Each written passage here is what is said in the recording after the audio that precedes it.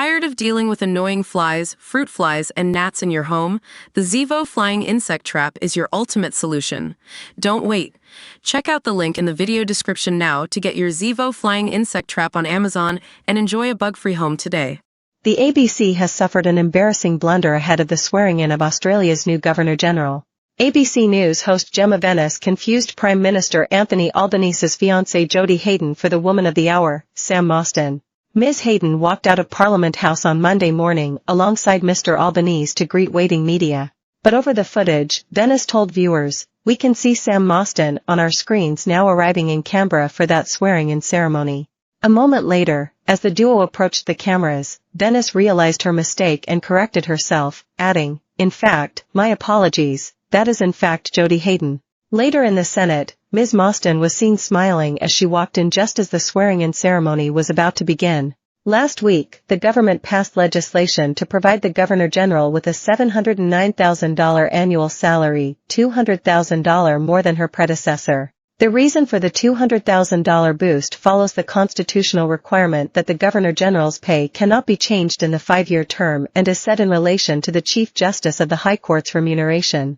The pay rise sparked outrage among the coalition and the Greens for being out of touch during a cost-of-living crisis, but ultimately passed through Parliament without too much difficulty. On Monday, politicians from across both major parties filled the Senate to watch as Ms. Mostyne, a known Republican, vowed to be faithful and bear true allegiance to His Majesty, King Charles III, his heirs and successors according to law. Ms. Mostyne promised to be an optimistic, modern and visible Governor-General who would strike a balance between observing traditions and protocol and being thoroughly contemporary.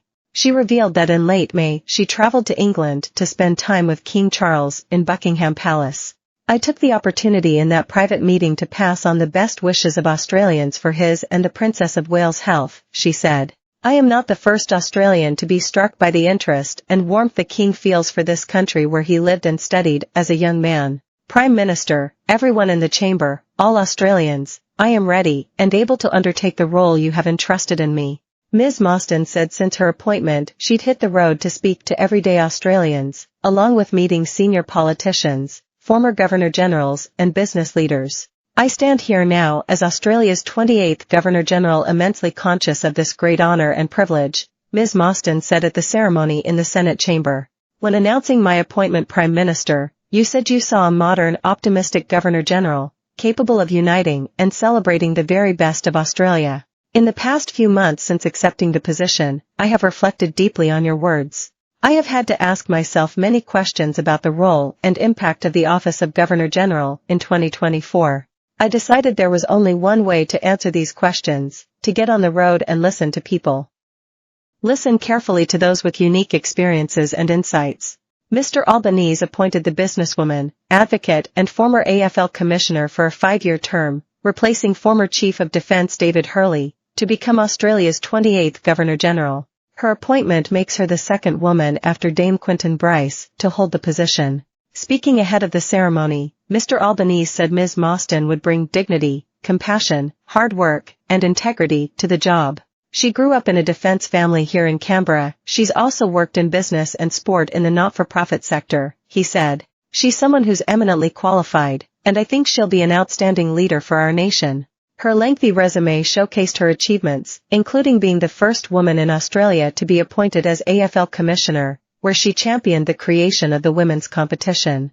She has also previously served in roles at Reconciliation Australia, Beyond Blue, the Australia Council for the Art and the National Mental Health Commission. Her most recent role saw her chair the federal government's Women's Economic Equality Task Force. But her appointment hasn't come without controversy, on top of the row over her massive pay rise. She was criticized as a woke appointment by conservative critics,